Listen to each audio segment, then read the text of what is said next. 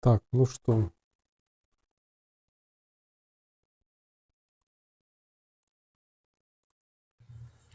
В YouTube мы в эфире, с Фейсбуком сейчас разберемся. Ну что, чтобы не опаздывать тех, кто нас ждет, чтобы нас не сильно заждались, а то нагреется жидкость в стаканах и будет грустно смотреть это все. Ну что, всем сегодня у нас 14 февраля, День Святого Валентина, такой праздник есть, оказывается, который хорошо заходит. Маркетинговые ходы, они всегда хорошо заходят, да?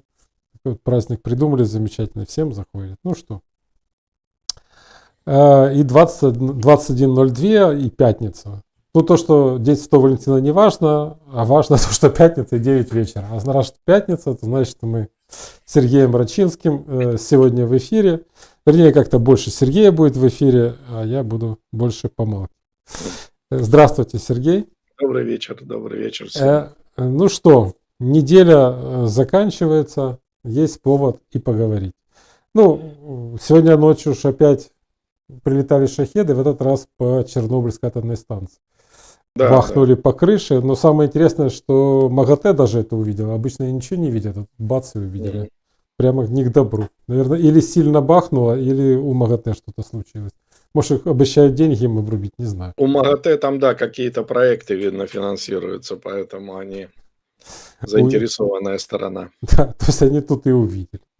Ну, а так больше, я не знаю, что еще было хорошего. Ну да, Потому что обсуждать то, что говорят у Трампа, так оно как-то... Они же разные говорят. Позавчера одно, вчера другое, сегодня третье. абсолютно, Я не да. знаю, как это можно расшифровывать.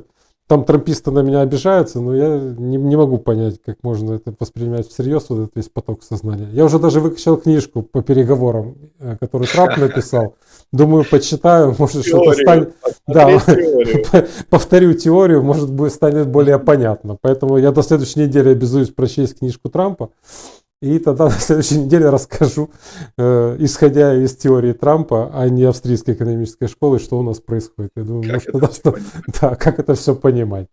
А теперь я передаю вам слово, расскажите, может, вы можете понять, что происходит. И что Нет, ну я абсолютно согласен. То есть эта прошедшая неделя была довольно своеобразной. То есть я просто вот как человек, который готовит дайджест новостей каждый день, каждое утро, я был просто удивлен. То есть дайджест новостей превращается в дайджест все о нем и немного о погоде. То есть все время Трамп, Трамп и Трамп. И мне кажется, что это ответ на вопросы, так сказать, о том, что, собственно, он делает. Он успешно реализует свою программу, свою вот эту стратегию. Он привлекает к себе все внимание, все возможное внимание медиа, всех абсолютно деятелей. Вот. И в этом заключается смысл его существования. Вот он так понимает роль президента Соединенных Штатов. То есть он должен быть вот таким как бы заводилой, предводилой. То есть он должен быть кем-то, кого все слушают. А он будет говорить и высказываться по всем насущным вопросам. При этом совершенно не важно, что он там говорит. Говорить он может что угодно. Вот это все происходило вот всю эту неделю. То есть мы жили в ожидании того, что он там позвонит, гадали, звонил он или не звонил, что он кому сказал и так далее. В общем, все свелось к традиционному наполнению эфира, вот информационного пространства, вот этим политическим спамом, который, так сказать, и Трамп, и все они генерируют в огромных количествах. Однако, так сказать, если немножко отвлечься от вот именно этой словесной шелухи, то тут можно проследить некоторые вещи, которые на самом деле происходят. В частности, ну, мне, например, запомнилось такое как бы стечение как бы событий, которое мне кажется достаточно важным. Посмотрите, мексиканцы отправили на границу, значит, войска. Канадцы создали комиссию по борьбе вот с этим трафиком, значит, наркотиков. Гренландия готовится проводить референдум о независимости. В Европейском Союзе заговорили о том, что надо как бы что-то делать, значит, с Америкой, покупать, может, ее энергоресурсы, там еще что-то.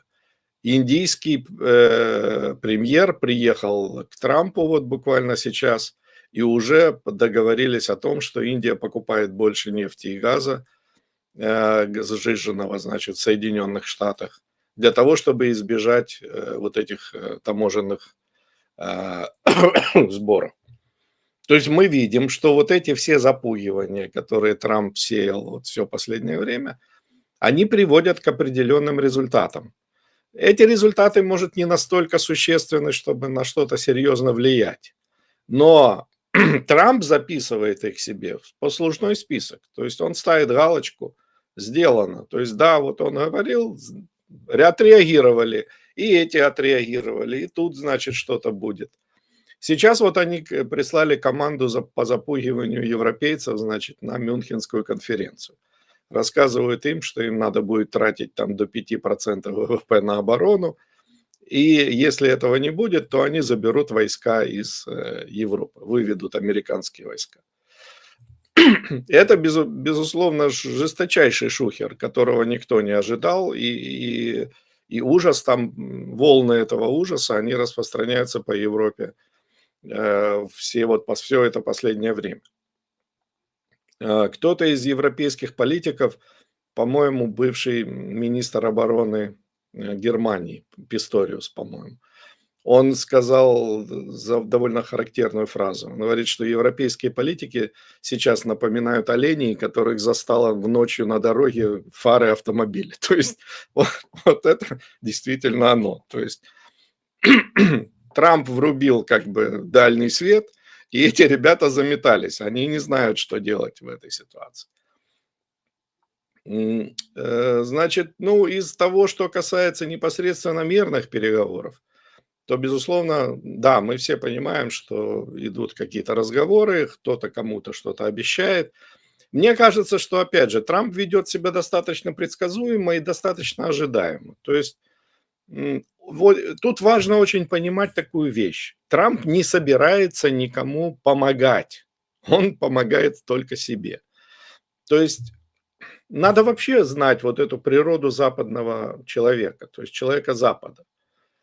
Мы вот, наша культура, восточноевропейская, особенно украинская и постсоветская вообще, она как бы склоняется всегда вот к тому, что человек человеку должен оказать помощь. То есть надо обязательно, если человек даже не просит, то надо предложить. То есть если к вам пришел человек, его надо накормить. Значит, тогда как западный человек поставит вам просто рюмку аперитива там, или, значит, максимум пива откроет из холодильника. Его не волнует, голодны вы или нет. То есть западный человек, он не расположен к тому, чтобы брать на себя ваши проблемы. То есть если вы попросите, да, он может среагировать, он может вам помочь там, и так далее. Но вот это вот ожидание помощи, оно очень опасно, когда речь идет, когда мы общаемся с западной публикой. Я думаю, что сейчас миллионы украинцев, которые оказались в Европе, они на себе вот это изучают, это отличие между нами. То есть, с одной стороны, они вроде как бы беженцы и ждут помощи, а с другой стороны, явно наблюдается определенная, так сказать, сухость и строгость отношений. Это потому, что там так принято. То есть там принято, человек должен, он отвечает за свои действия. Он должен сам справляться со своими трудностями. И только если вы уже, так сказать, сдаетесь, если вы попадаете в безвыходную ситуацию, да, обращайтесь как бы туда, куда надо. Вот то же самое и с Трампом. То есть наивно думать, что Трамп примет на себя какие-то проблемы Украины и будет сострадать ей, значит, настолько, что скажет, я вот буду защищать Украину, я буду отстаивать ее там государство, суверенитет, само существование и так далее. Нет, это Трампа не интересует абсолютно. Это наши внутренние дела, он считает, что мы сами должны это все решать. Его задача остановить войну. Вот он видит свою миссию именно в этом. Поэтому для этого он хочет получить этот результат как можно быстрее и как можно с меньшими хлопотами. Поэтому вот эта тактика, которую он избрал, заигрывание с Путиным, вот это похлопывание его по плечу там, значит, виртуальное, а потом может быть встреча, потом они могут обняться там, значит, и так далее. То есть это все направлено на то, чтобы получить результат, остановить войну, остановить военные действия. чтобы люди перестали стрелять на фронте и убивать друг друга. Все, тогда Трамп поставит галочку у себя в дневнике, что сделано, и сообщит американцам, что вот и я еще справился с одной проблемой, значит. Но то, что это не решает там какой-то стратегического противостояния, что это не решает проблему России как угрозы для, значит, всего мира, это никак не может помочь Украине справиться с ее колоссальными трудностями. Да, так он за это и не берется, он и никогда и не брался за это. Это мы все время ждем как бы какого-то спасителя. Вот, но этого спасителя не будет. То есть тут ситуация очень простая. И особенно характерно здесь вот ситуация в Украине именно нужно рассматривать с точки зрения отношений вокруг вот этой войны. То есть мы же видим, что, строго говоря, украинцы ну, не прониклись вот этим вот желанием умереть за государство. То есть им умирать-то особенно не за что, потому что у них ничего нет. Государство лишило нас собственности, у нас нет ничего, так сказать, у нас нет ресурсов, у нас нет земли в нашей собственности, у нас отнимают деньги, деньги считаются уже не нашими и так далее, и так далее. То есть, строго говоря, украинцы давно уже чувствуют себя людьми, лишенными будущего, лишенными перспектив. Это было еще до войны. Вот. И сейчас это только усилилось. Поэтому мы внутри государства, у нас как бы есть проблемы с тем, а за что мы воюем, за что мы готовы умереть или не готовы умереть. И вот это гораздо важнее в этом смысле, чем ожидание того, значит, что там сможет с этим сделать Трамп. Он, мне кажется, повторю, что он очень избрал такую трезвую как бы позицию и трезвое поведение в отношении Путина, и мне кажется, оно должно привести к какому-то определенному результату.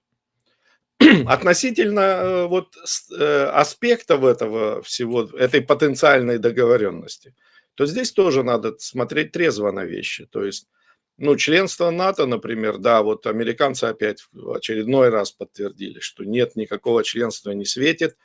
Вот, а если светит, то это совершенно в другой реальности, так сказать. Об этом сейчас нет смысла говорить. И это не светило и никогда, в общем-то. То есть вот это, опять же, искусственно созданная проблема, то есть искусственно созданные ожидания. Порошенко записал это все в Конституцию, исключительно спекулируя в своих интересах политических. Вот, и подыгрывая Путину, мне так кажется. Но с точки зрения практического значения, никакого значения это не имело, и это не имеет до сих пор, и иметь в ближайшее время не будет. То есть вопрос НАТО ничем нам не грозит. Оно нам не светило, и поэтому лишение НАТО нам не является, так сказать, потерей. С точки зрения территории тоже.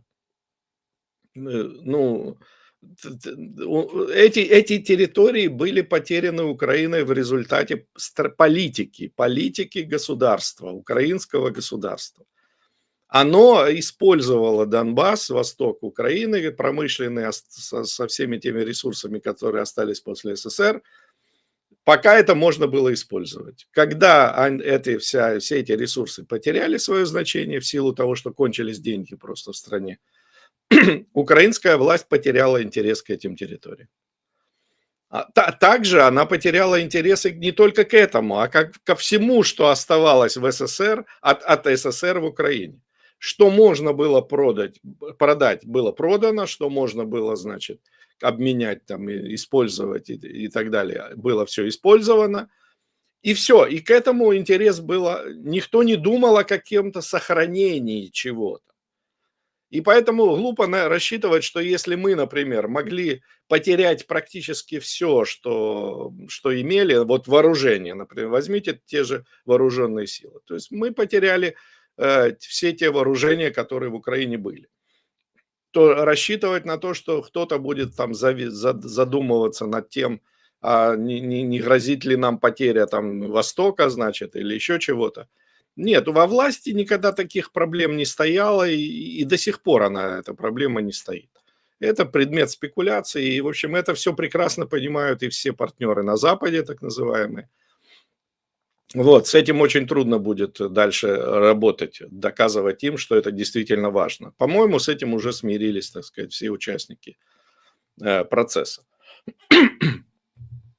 Трамп, между прочим, он смотрит не только на эту войну, но и на некие вещи дальше войны. То есть он явно, значит, объявил о том, что он хотел бы сократить вооружение, то есть затраты на вооружение, военный бюджет.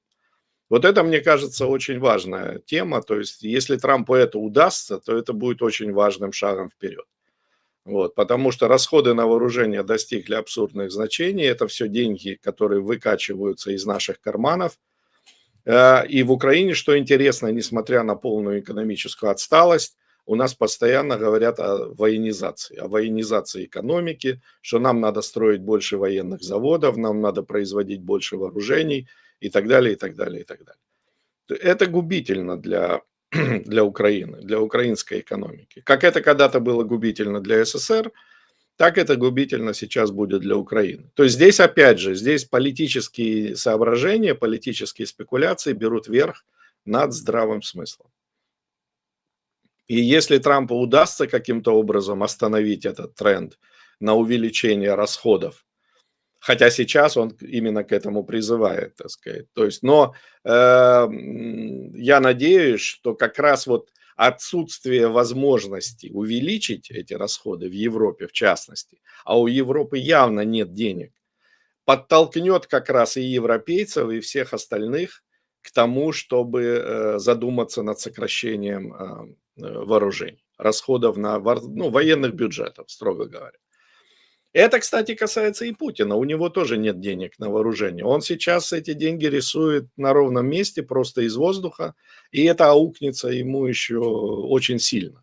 То есть у него нет ресурсов. Когда нам пытаются показать, что якобы у Путина есть какие-то возможности, не, у него эти возможности уже давно исчерпаны. Он все резервы уже использовал, и поэтому сейчас он как бы отчаянно, мне кажется, где-то внутри себя стремится как можно быстрее заключить вот это перемирие. То есть тут интересная возникла ситуация. Трамп хочет мира, то есть Трамп хочет остановки войны. Мне кажется, этого же хочет Путин, потому что у него критическая ситуация. У него нет возможности воевать дальше. То есть он может еще тянуть как-то там из последних ресурсов, но реально у него возможностей нет. Он не строит, мне кажется, уже никаких иллюзий относительно того, что корейскими солдатами и корейскими снарядами можно закрыть вопросы отсутствия, так сказать, вооружений и отсутствия людей. Людей не хватает, оружия не хватает, но самое главное, у него над экономикой нависла смертельная угроза.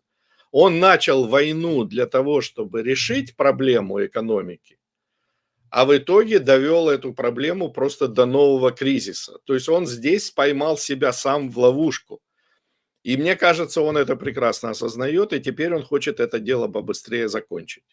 Речь не идет о том, что он прекратит свою деятельность, так сказать, как враг цивилизованного человечества. Нет, это его роль, он эту роль продает международному сообществу, он этой ролью торговал перед Европой, Европа его, так сказать, содержала именно как врага, своего сукиного сына, так сказать, поэтому вот он сохранит эту свою миссию, так сказать, миссию угрозы.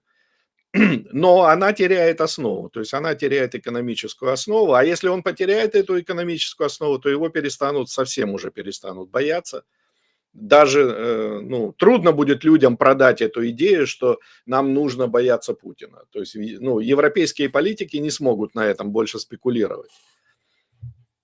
А вся их политика оборонная и так далее, она строилась именно на том, что они постоянно говорили, ну вот же, есть же Путин, он опасен, поэтому нам нужно НАТО, например.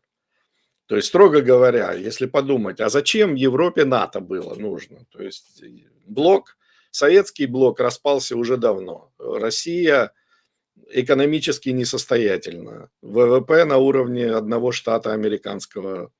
Значит, атомное оружие, да, атомное оружие есть в Германии, есть во Франции, есть в Британии. То есть с этим как бы нет особенно проблем. То есть НАТО создавался как оборонный блок оборонный против советского блока. И когда советского блока не стало, то для НАТО роли не возникло. Смысла существования НАТО, в общем, по большому счету, нет. Вопросы безопасности можно было прекрасно решать самостоятельно каждой стране в каких-то двухсторонних соглашениях. Польша, например, демонстрирует великолепное решение в обход НАТО. Они покупают оружие в Южной Корее, вооружаются южнокорейским оружием и прекрасно себя чувствуют. То есть и строят какие-то планы, самостоятельные планы, явно вне НАТО. Вот это пример того, как в современную эпоху должен решаться вопрос безопасности в Европе. А НАТО – это старый, архаичный, забюрократизированный механизм освоения денег. И поэтому бюрократы, естественно, не хотели с ним расставаться и превратили его в какую-то пародию, то есть которую сейчас непонятно, что с ней делать. То есть она, с одной стороны, вроде опора и надежда на мир, а с другой стороны, она не способна решить ни одной практической задачи. То есть мы получаем здесь интересную картину. Есть два противоположных, так сказать, по позиции главаря. Это Трамп и Путин. Они хотят заключить мир, я уверен. Они согласны сейчас. Под миром мы понимаем некое, значит, промежуточное состояние без войны. А вот украинское руководство и европейское руководство, оно находится явно в совершенно другом состоянии. Потому что, допустим, для Украины украинское начальство жутко опасается прекращения войны. Они не могут спрогнозировать, каковы будут последствия. Потому что последствия могут быть очень-очень сложными. Во-первых, они не получили еще до конца тех обещанных денег, которые им обещали. А условия, в общем-то, войны, это как раз стимулирует получение этих денег. Неожиданный внезапный мир может подействовать, так сказать, так, что Запад скажет: ну ладно, у вас там уже мир, давайте пока сократим эту финансовую поддержку. Опять же, Трамп прислал своих людей, которые сейчас проверяют здесь бухгалтерские книги. Что они там найдут, неизвестно. Каковы будут последствия. В Европе ожидают мир тоже с ужасом определенным, потому что Трамп фактически дал им понять, что с Россией дальше вы будете сами заниматься. Это ваш вопрос. То есть Трамп не занимается вопросами России. Его волнует замерение, так сказать, Путина. А дальше вы уже там в Европе сами с ним решаете. А с ним решать очень сложно, потому что Европа, с одной стороны, хочет избавиться от зависимости от России, а с другой стороны, видит, что у них не хватает денег вообще ни на что. То есть реально Россия им по-прежнему очень нужна. То же самое и с Путиным. Путин тоже, при всем, так сказать, его вот этом артистическом даре противостояния Западу, он без Запада шагу ступить не может. То есть ему нужны европейские деньги позарез. Причем желательно, чтобы хотя бы в том объеме, в который он был, я уже не говоря об увеличении этих поставок евро, так сказать, в обмен за какие-то там товары, значит, энергоносители и так далее. То есть, другими словами, европейцы в случае возникновения мирной ситуации, у них нет позиции, у них нет единого взгляда. Причем почему его нет? Да потому что ЕС сам по себе находится на распутье. То есть в ЕС полный раздрай. Они не знают, как жить дальше. Они не знают, как договориться по внутренним проблемам. У них нависает вот сейчас, так сказать, уже дискуссия по новому бюджету. И там будет очень много трудностей. То есть если им еще придется вписать в свои расходы 5%, значит, ВВП на оборону, ну даже 3%, то это катастрофические для них расходы. Более того, вот в Bloomberg на этой неделе опубликовал статью, по которой, значит, они провели там подсчеты, что если действовать по тому плану, который Трамп, значит, огласил, повесив, так сказать, Украину на ЕС, то ЕСу придется в течение ближайших 10 лет потратить примерно 3 триллиона долларов. То есть это неподъемные для ЕС деньги. У них катастрофическая ситуация в экономике. То есть, может, 20 лет назад они еще могли бы потянуть как-то что-то или там попробовать. А сейчас они даже пытаться не будут. У них нет этих ресурсов, у них нет этих возможностей. То есть сюда входит и оборона, и помощь Украине, и, значит, какая-то там инфраструктурная всякая деятельность и так далее. То есть там много статей, но, в общем, суммарно это выливается в абсурдную для Европы цифру. Эта перспектива для них является ужасной.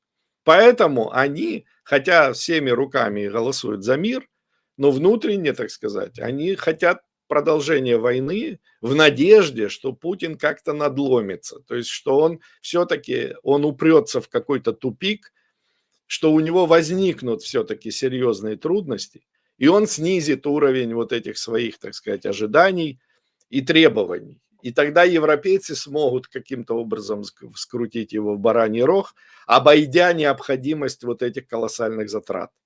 То есть они тогда по дешевке, может, смогут получить какие-то ресурсы, не тратить так много на оборону. Ну, то есть, в общем, они хотят, чтобы как-то вот эта ситуация переломилась в выгодную для них сторону. А другого способа, как только дать этим странам повоевать, то есть России и Украине, у них решения нет. Опять же, Украина для них это кость в горле. То есть они не знают, что с ней делать. Украина специфическое государство. Оно несостоятельно, так сказать, по своей сути, в том состоянии, в котором существует. Украина живет исключительно за внешнюю помощь. Никаких шансов на восстановление экономики пока в ближайшее время не просматривается. Колоссальные деньги придется тратить на восстановление, на всякие, значит, мероприятия по спасению ситуации после войны, помощь людям, выплаты всяким, значит, по всякой помощи, выплаты военным и так далее.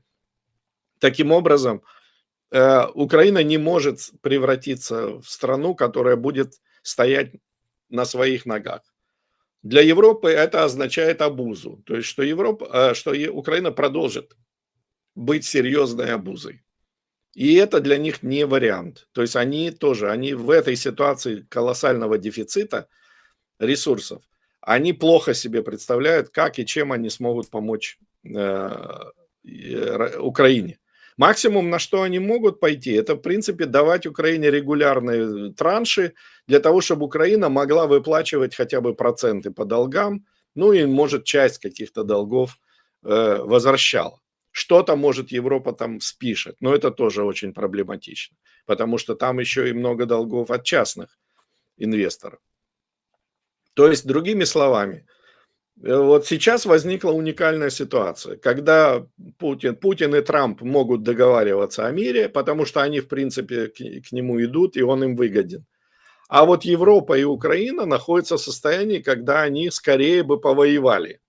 Потому что и те, и другие, именно с точки зрения государства, они ничем не рискуют. То есть им ничего не угрожает.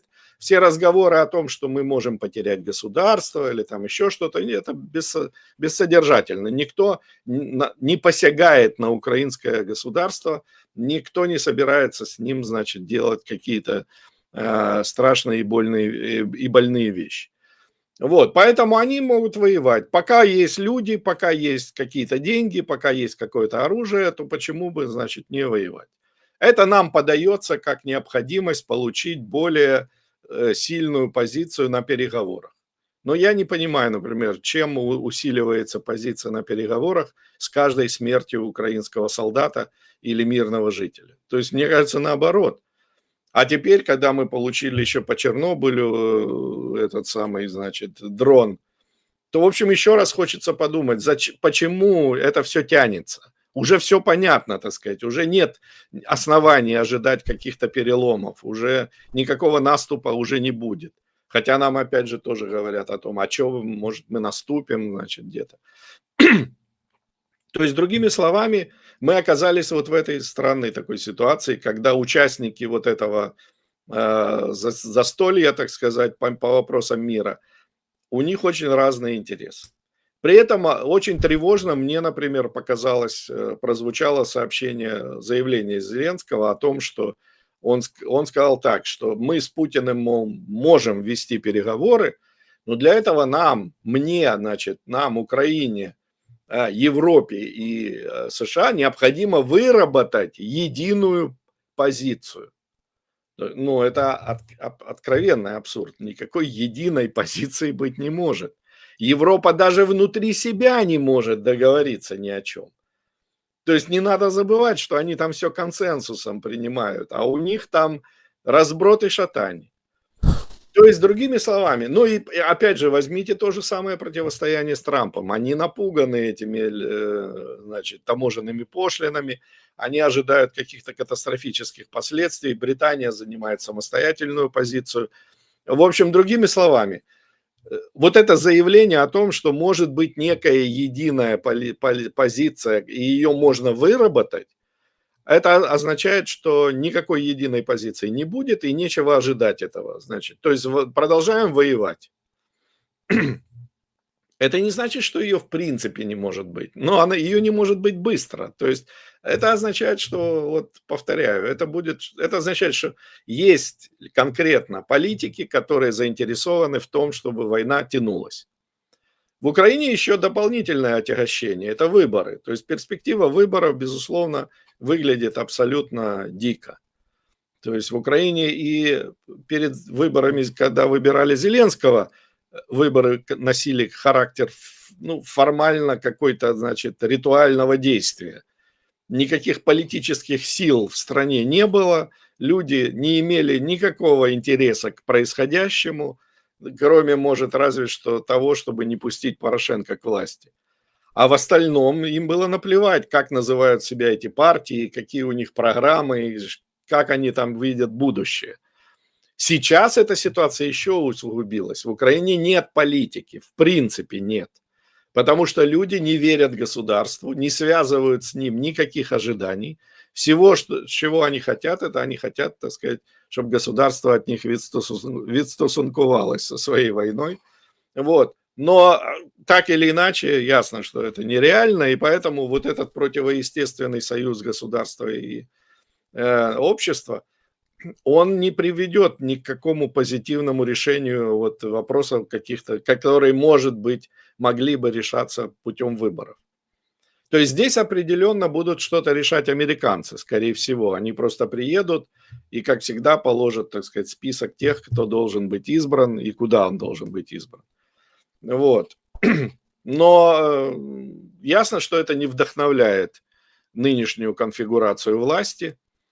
Вот, она от этого не в восторге, и, так сказать, реально возможностей провести какую-то кампанию вменяемую, получить какие-то результаты выборов, которым можно доверять, а скорее всего выборы будут проводиться в онлайновом режиме, вот, а это, ну, это, так сказать, это путь, который уже подорван, репутация которого подорвана Путиным, и здесь трудно очень добиться какого-то, значит, изменения отношения людей. Люди относятся к онлайновым выборам как к махинации. То есть тут со всех сторон тупики. То есть куда ни сунься, везде проблемы. Вот. Особенно, конечно, будет смешно выглядеть, если на президентских выборах будет избран там некто Залужный, например, который вообще не имеет никакого отношения, так сказать, к политической системе. Вот, является просто фиктивной, так сказать, фигурой, которая, может быть, устроит американцев, я не знаю. Вот, то есть это значит, что Украина будет продолжать тот путь, который привел ее к катастрофе в виде вот этой войны. То есть мы шли по этому пути, отчаянно поддерживая существование вот этого искусственное дыхание государству, которая скончалась в 2013 году. И мы дальше будем продолжать это же, несмотря на то, что мы получили жесточайший урок в виде этой войны. То есть мы получили жесточайший урок того, что нельзя рассчитывать на государство ни в чем. Мы, собственно, и не рассчитываем, но у нас нет выбора, мы лишены выбора. Свободного выбора у украинцев нет. Таким образом, вот эти все обстоятельства, они делят вот историю вокруг мира на две большие части. Одна первая часть краткосрочная. Это вполне возможно, что в Мюнхене, наверное, нет, но в ближайшие какие-то месяцы называются там даты к Пасхе или там к 9 мая или к что-то такое. Может быть, вполне подписаны, значит, договора, какие-то согласия, значит, прекратить военные действия. Будет остановлено кровопролитие. Это краткосрочная история. Но проблема в том, что она не станет, скорее всего, прелюдией к какому-то долгосрочному решению. Она, скорее всего, создаст условия, в которых обострятся все конфликты, связанные с войной, связанные с противостоянием, потому что это противостояние никуда не делось. У Путина по-прежнему не решены вопросы, у него ситуация становится все тяжелее, а это значит, что он будет все безбашеннее, так сказать, в поиске решения этой проблемы. Вот, я не знаю, будет ли он сговорчивее, но то, что он будет, так сказать, может пуститься во все тяжкие, уже, казалось бы, куда больше. Но это не привело его к решению. Хотя война является, как я уже не раз говорил, война является крайней мерой. То есть у государства нет, как правило, продолжения после войны. Вот если война используется как инструмент достижения какой-то цели, какой-то задачи, которую политики перед собой ставят, спасение, как правило, спасение себя самих и своего режима, то после войны у них уже дальше нечего делать. То есть дальше, как говорится, наращивать некуда. Все, это крайняя вещь. То есть если война не помогла, то все, это тупик. Вот. То же самое вот и в Украине. То есть если нас война не научила тому, чему она должна была научить, не изменила наше отношение к реальности, не привела к тому, что украинцы решат взять свою судьбу в свои собственные руки, а будут дальше надеяться на государство, на выборы, на какие-то политические партии, значит, на законы, то это значит, что дальше, ну, как бы уже нечего ожидать. То есть мы, скорее всего, будем продолжать вот этот путь в никуда. И что интересно, вот это событие последних недель тоже отчасти нам дает, так сказать, прозрачные намеки. Вот Зеленский подписал указ о снижении цен на лекарства. То есть, ну, это какой-то сталинско-ленинский, значит, метод регулирования цен. То есть, ну, слушайте, понятно, что вся эта система торговли лекарствами, она подконтрольна государству. То есть это бизнес приближенных к государству лиц, хотя там вполне возможно существует и какое-то отчаянное предпринимательство, но главным образом это рынок жутко зарегулированный. Поэтому понятно, что государство лезет сюда, так сказать, не снимая обуви, то есть как есть. Но сам факт того, что в 21 веке в стране, которая, в общем, формально считается страной с рыночной экономикой, и в ситуации, когда мы постоянно твердим о том, что нам нужен рынок, нам нужна либерализация, нам нужна, значит, какая-то предпринимательская активность, правительство абсолютно спокойно говорит, а мы решили, вот, значит, дадим вам срок, и вы должны составить список из 100 лекарств, на которые вы снижите цены на 30%. То есть это, ну, советские люди, вот, все политбюро, как говорится, в своих могилах аплодирует стоя. То есть это продолжение вот этого вот метода, так сказать, улучшения жизни советских людей. Вот он, пожалуйста, применяется вовсю. Интересные события еще разворачиваются в Америке в связи с деятельностью Маска. Но это, в общем, тут многосторонняя тема такая, мы еще к ней вернемся, когда-нибудь более, так сказать, будет подходящий повод новостной. А сейчас я просто вот замечу, что Маск устроил такое, значит, шоу в кабинете, в овальном кабинете у Трампа со своим сыном, там они, значит, бедокурили, дебоширили. И в том числе, значит, Маск, среди прочего, сказал довольно важные слова, мне кажется. Значит, он объяснил сокращение вот это федеральных, объема этих федеральных работников, федеральной бюрократии тем, что они, по сути, являются гигантской невыбранной властью. Вот это очень важный аспект. Он мало звучит вот в дискуссиях о государстве. То есть мы все увлечены вот тем, что там происходит на верхушке. То есть вот выборы, выбираем мы какую-то, значит, прослойку наверху, но мы забываем о том, что государство – это огромная толща бюрократии. Это люди, сидящие порой там десятилетиями, а то и всю жизнь в своих кабинетах. И которые и представляют собой вот эту массу, которая живет на конфискованные у нас деньги. И которая обеспечивает функционирование вот этой системы агрессивного насилия, то есть не дает ей, так сказать, окончательно упасть.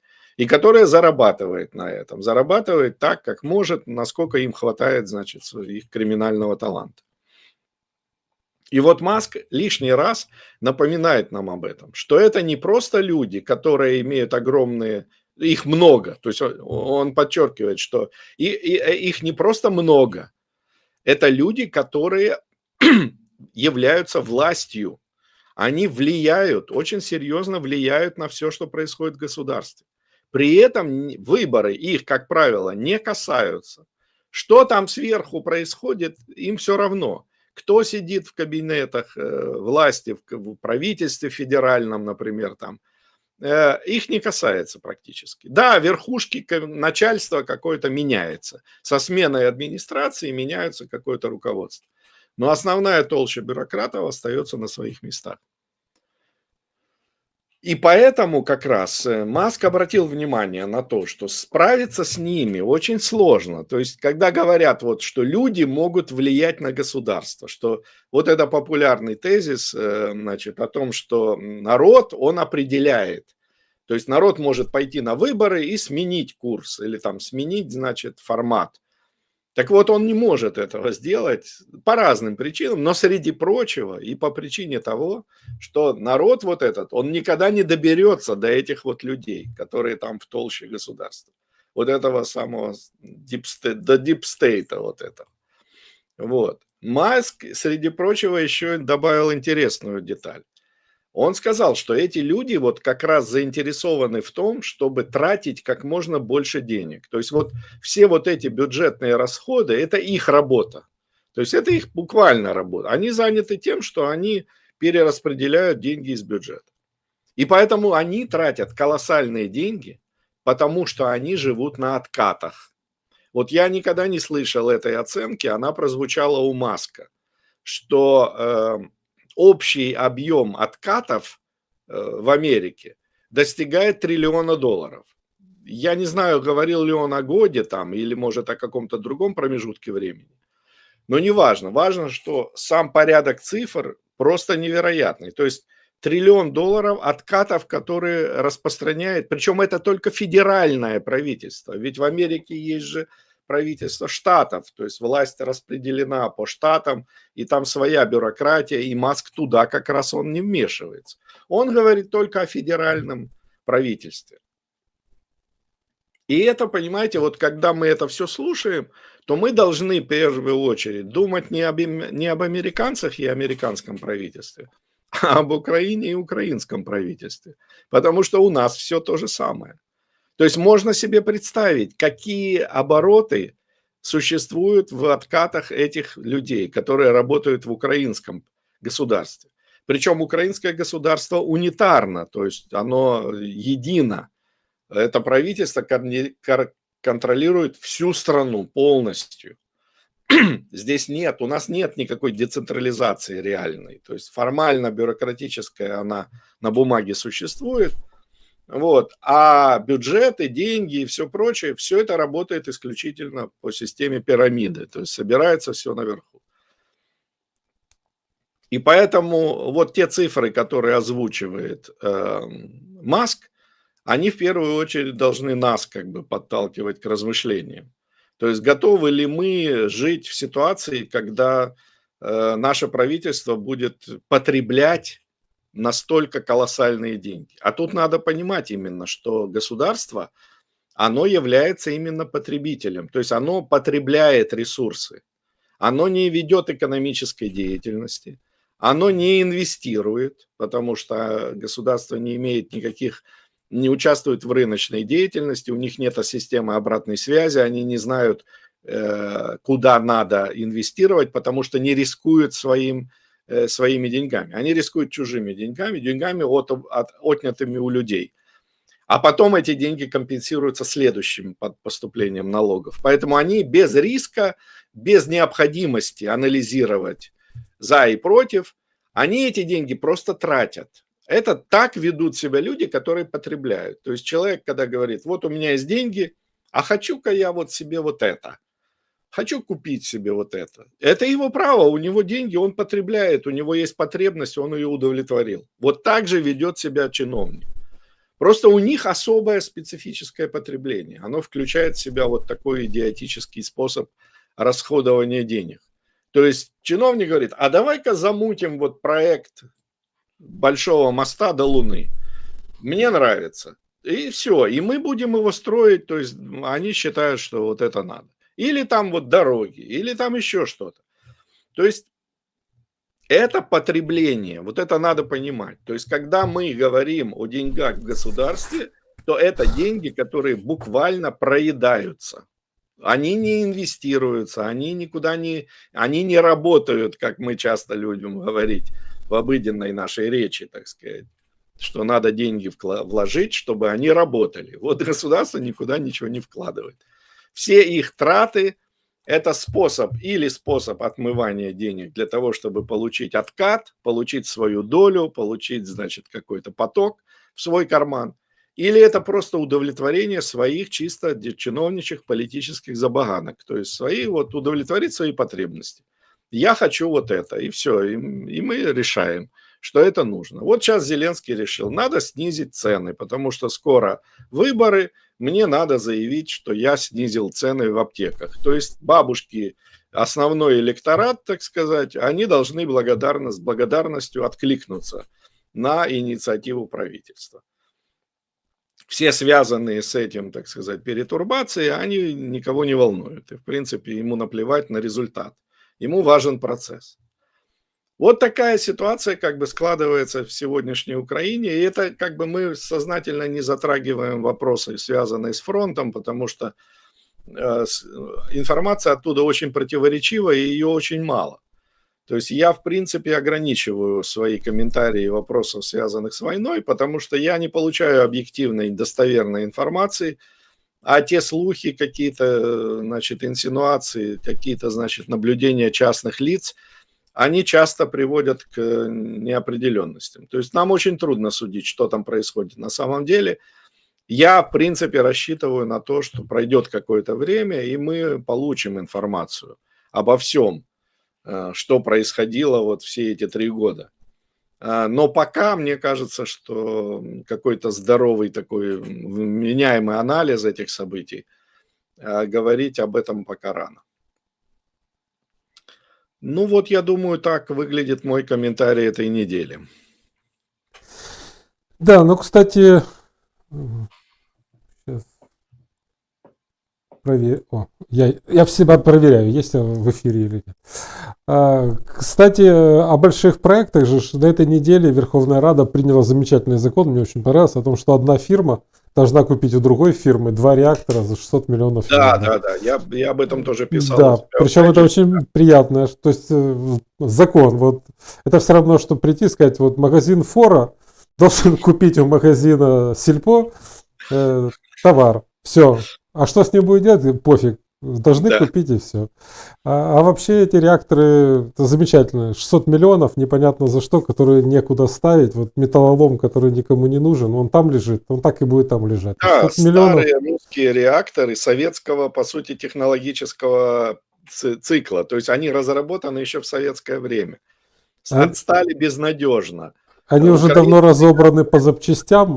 да. Украина привязывает себя просто к абсурдным затратам, связанным с тем, что мы вот будем пользоваться устаревшими. И это через какое-то же время. То есть это ж, чтобы это все запустить, это нужно лет 10.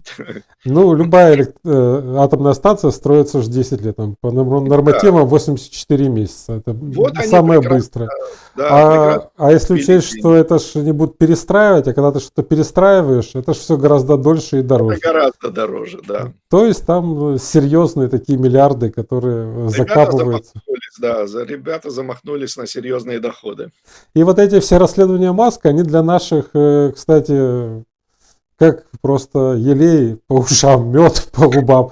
Это называется, эти люди запрещают нам ковыряться в носу. Вы посмотрите, что вы в Штатах сколько Да, воруете. что они там тырят, да. Да, вы нас учите демократии и борьбе с коррупцией. Рассказывали, что мы в НАТО и в ЕС войти не можем, потому что у нас коррупция. Вы у себя посмотрите, сколько вы там тырите. Так что не надо тут нам рассказывать. То есть еще неизвестно, к чему это все приведет, эти расследования. Так что тут еще посмотреть. Единственное, что я с вами не согласен, что Путин собирается останавливаться. Не собирается, как мне кажется, потому что у него все хорошо. Он считает, не знаю, кто из Путина, скажем так, коллективный Путин, считает, что они побеждают. Каждый месяц они завоевывают новые километры, экономика не волнует. Единственное, о чем он же сам и не один раз, не только Путин, все говорили, о чем они будут договариваться с Трампом? О том, чтобы Америка перестала помогать Украине. Они же сказали, что перестаньте помогать, через 2 недели война закончится. Это прямая цитата одного из Путина. Поэтому тут я думаю, что... Я не знаю, Путин может этого хотеть, но будет ли это на самом деле неизвестно. Американцы, например, сейчас повернули вообще вопрос помощи в некое специфическое русло. Оно пока еще не оформлено, но посмотрите, что звучит. Что якобы давайте подпишем договор о ваших, значит, недрах. При этом они ничего не говорят о том, что разрабатывать, инвестировать и так далее. Они говорят, мы хотим 50% от как бы выручки.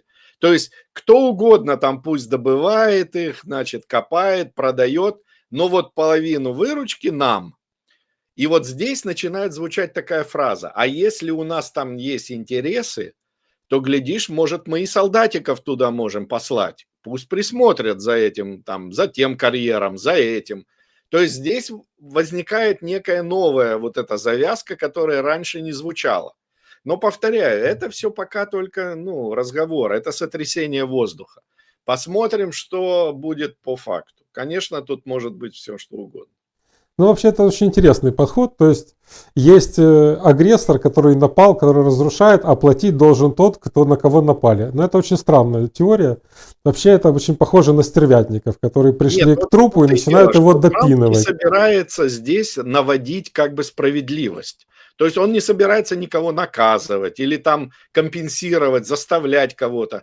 Нет, его задача заставить стороны, как говорится, они ведь говорят о конфликте, они говорят о том, что есть военный конфликт, война. Вот они хотят остановить войну. А дальше вот все заинтересованные стороны, пусть там хоть 30 лет ведут переговоры относительно того, кому что принадлежит. Но здесь у меня лично, например, есть одно ожидание. Я очень надеюсь, что Путин сдохнет. А это будет решающим фактором ко всем остальным решениям. Да этих Путинов десяток. Тот уже все равно же давно сдох. Откуда вы узнаете? Он будет жить 1000 лет. Там же коллективный Путин, который решает. Поэтому умертвление Путина ничего не приведет. Я не настолько у меня развито вот это воображение, это политическое особенно, поэтому я тут оперирую простыми жизненными понятиями. Жизнь человека ограничена, он должен умереть. Я думаю, что Путин должен умереть. А это не может пройти незаметным, то есть, бесследно. Как бы там они там не пыжились, не хорохорились, но это не пройдет бесследно. Россия давно живет в мире Пелевина и Сорокина, там не стоит удивляться тому, что там происходит. Поэтому они будут жрать кору, но будут воевать. Ну, ничего тут не поделаешь.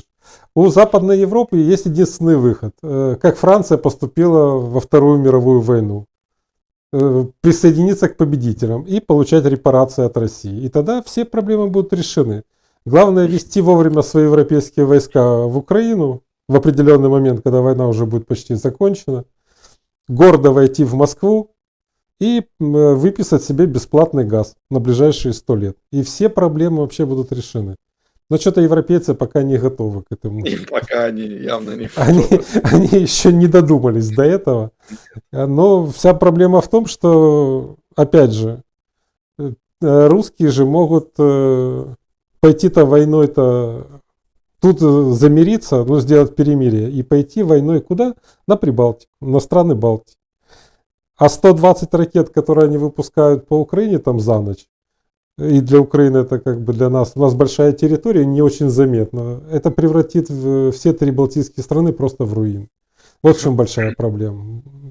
Эстония, Латвия и Литва очень маленькие страны. С маленькой территорией, с маленьким населением. И то, что мы переживаем тут каждую ночь по 100 шахедов, для Таллина, Риги или Вильнюса с Каунасом, это будет очень большая трагедия. Это будет страшно. Потому что маленькие страны. И тут уже сейчас надо думать, каким образом мы будем им помогать на самом-то деле. К сожалению. Поэтому... Мы можем их просто принять всех как беженцев. У нас хватит места. Даже в одном городе, наверное, для...